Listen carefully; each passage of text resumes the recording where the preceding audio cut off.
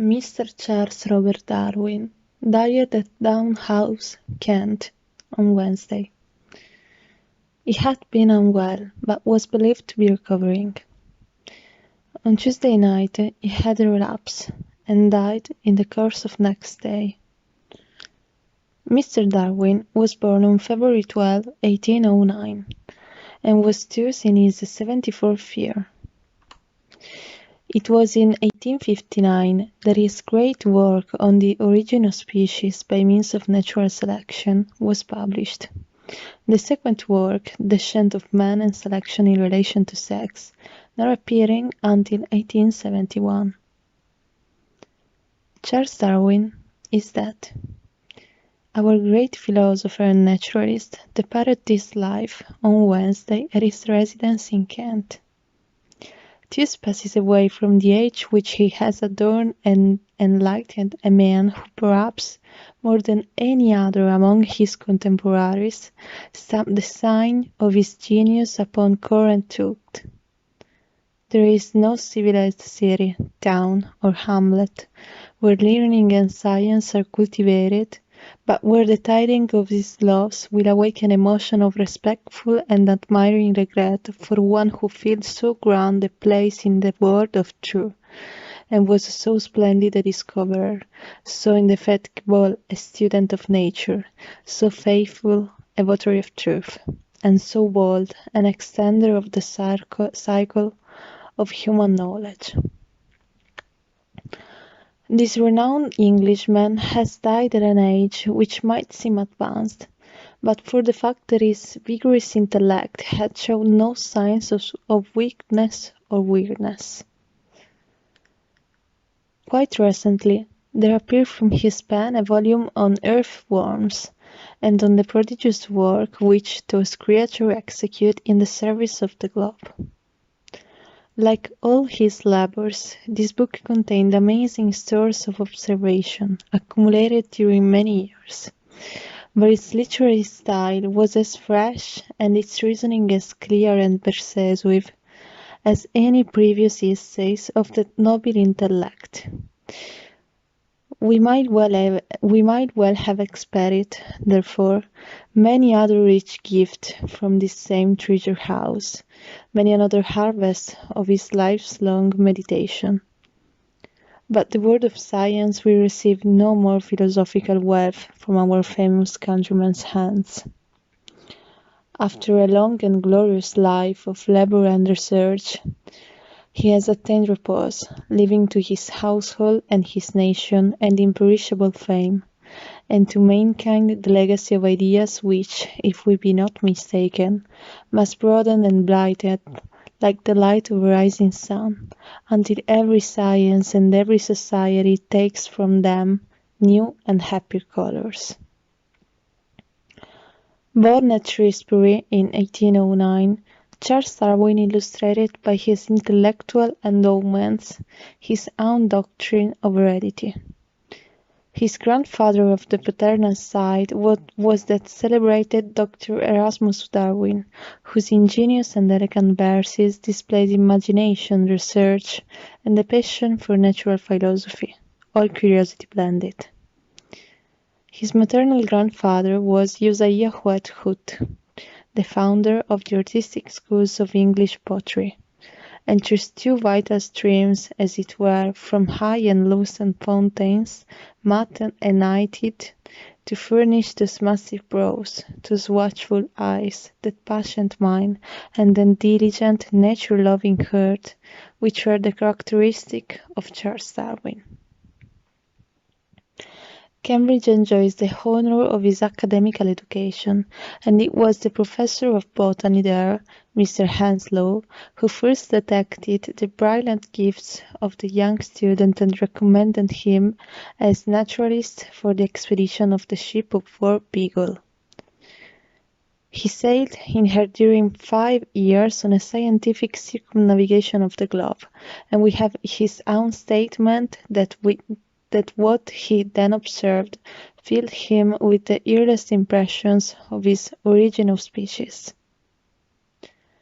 Returning home, he settled down in Kent, having married his cousin, Miss Emma Whitefoot, and from that date, 1846, until the last week of his life, volume after volume of valuable disquisition and research has been given by him to the learned world. Of this mention is made elsewhere, but one great work must be dwelt upon, the entitled The Origin of Species by Natural Selection. The first edition of this remarkable production appeared in 1859, and no competent physicist now doubts that, whoever may hereafter modify, complete, enlarge, or even correct the main theories of its author, the book itself was epoch-making, and must ever form a landmark in the annals of human inquiry, not inferior in importance to the Principia of Newton in astronomy, or in metaphysics to the Critique of Pure Reason by Kant. Like all great inventions and discoveries, Darwin's doctrine was not absolutely original. No triumph of science or art is ever entirely detached from previous human labors, for evolution holds goods of genius as all of else. Goethe had hinted, and Lamarck, at the beginning of this century, had actually formulated the chief points of a scientific and natural view of the developments of natural and vegetable life. This suggestion, however, lay neglected until the sudden apparition of that wonderful work of Charles Darwin, which put life and soul into the imperfect ideas, and placed before the astonished generation a new view of animated nature fortified at all points with lavish facts, clear, eloquent, decisive, piercing, and convincing, marked as much by conspicuous love and pursuit of truth, as it was by a perfect candor of statement and a fearless courage of opinion. It had been universally accepted that the innumerable species of animals and vegetables, as theology reveals or as nature displays them, were separately created. Custom had stamped this view with a religious sanction, and it had become all the more unquestioned because it ministered to the pride of the race. It was agreeable as well as orthodox to believe that man was a special creation, made in the image of the highest, and set from the first at the head of all things, while that strange mystery of the likeness and unlikeness of species, their vast variety and yet apparent immutability, were glibly disposed of under such phrases as plan of creation and unity of design. Darwin, sitting forever at the feet of the Great Mother, and gazing so constantly at her constant stance, that he came at last to read in it the secrets of her hidden heart, perceived good evidence of a miracle grander and more sublime than that so firmly but erroneously established. Far more barbarous and more divinely subtle must it seem to bestow upon the material of life, physical and mental, gifts which will evolve from low and little beginnings the countless visible forms of beauty and use of power, than merely to invent this or that shape and creature, fixed thenceforward for all time in configuration and character. The all-comprehending doctrine announced by Darwin was the unity or quasi-unity of the animated creation. Its vast and numerous divisions had sprung, he said, from many roots, perhaps from one vital root. In the long lapse of time individual divergences, favored and perceived by natural selection under the law of inheritance of qualities, and in face of the sharp struggle for existence, had pronounced all the multiplied variety of life and function seen around us. Such an operation, always in progress in the past and present, and destined to continue indefinitely, showed nature to us as ever improving upon her work, ever electing life from death and order from conflict. No other theory explained the thousand puzzles which embarrass the old view. With exquisite illustration, unfailing research, and experiments of the most ingenious kind, Darwin enforced the vast conception of his intellect. This alone explains such facts as the ground-feeding woodpeckers, the upland geese, which never swim but have webbed feet, the thrushes, which dive and feed on aquatic insects. The beautiful and brilliant forms and plumages of birds were seen to have slowly come around under the stress of natural selection. The lovely floral world had reached its perfection in active obedience to the law which links the life of plants with insects and birds. The imperfections of nature also became at last accounted for. A creature would hardly have made the bee to perish when once it uses its stings. The drones to be produced in such numbers for a single act and then to be slaughtered, or the inacmundia feeding within the living bodies of caterpillars. Darwin did not pretend to explain the primordial and ever-secret mysteries at the beginning of all the processes, the vital force, the capacity for individuation, the magic of inheritance, and the source of that love and perception of beauty in color, shape, or song which makes the animal, the bird, and the insect seek out conspicuous, lovely, musical, or fragrant companions and forms. He did not conceal the difficulties of his theories. Indeed, no man of science was ever so candid, frank, and faithful in the statement of an opponent's argument or the confessions of weakness his own. His great book, like all his other works, was a model of noble truthiness in style and manner. Nor was ever any discoverer more just and generous to those whose labors preceded or assisted his own.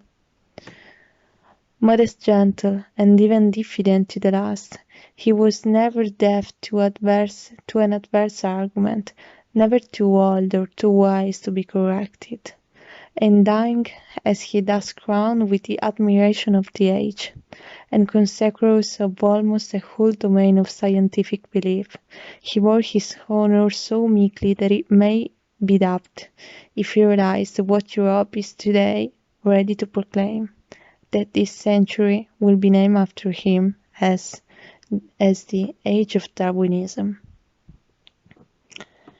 That the doctrine of evolution must prove in the main a true enduring one is doubted today by few really competent minds.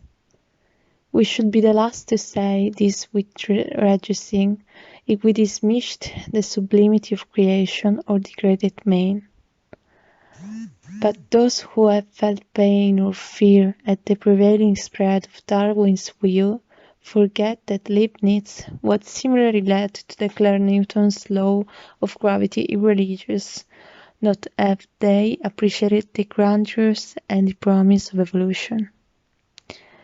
In the Descent of Man links him with the arboreal ape, and even farther back, perhaps, with the obscure Assyrian. Be it remembered that he forecasts an ancient man, whereby, under the action of selection and struggle, the race may and will rise to the very noblest physical, intellectual, and moral heights. Together with the human race will also be developed, we must think, the fittest of the animals and the fairest of the floral world, for those two are the portion of the vast web of nature. From good to better, from better to best, proceeds her subtle manufacture. She maked and maked, mending all. What she had through is better than had been. Slow grows the splendid pattern that she planned her wistful hands between. The cursive purpose of life truths become laughter and lovelier, not lower mysteries, illuminated by those fairy picture of adoption and structure which our great and famous countryman has given us. If indeed anyone has a passion and a need for miracles, let him but study those books of Darwin where the habits of climbing plants or the forms of flowers or the structure of coral reefs or the work of the worms are portrayed. And if anyone would realize how reverently and hopefully they illustrate that truth of the power which is above and beyond all this potent manifestation, let his own word beside it. It is interesting to contemplate a tangled bank, clothed with many plants of many kinds, with birds singing on the bushes, with various insects flitting about, and with worms clawing through the damped earth, and to reflect that these elaborated constructed forms, so different from each other, and dependent upon each other, is in so complex a manner, have all been produced by laws acting around us. There is grandeur in this way of life, with its several powers having been originally breathed by the Creator into new forms or into one, and that, whilst this planet has gone cycling and according to the fixed law of gravity. From so simple a beginning endless form, most beautiful and most wonderful have been and are being evolved.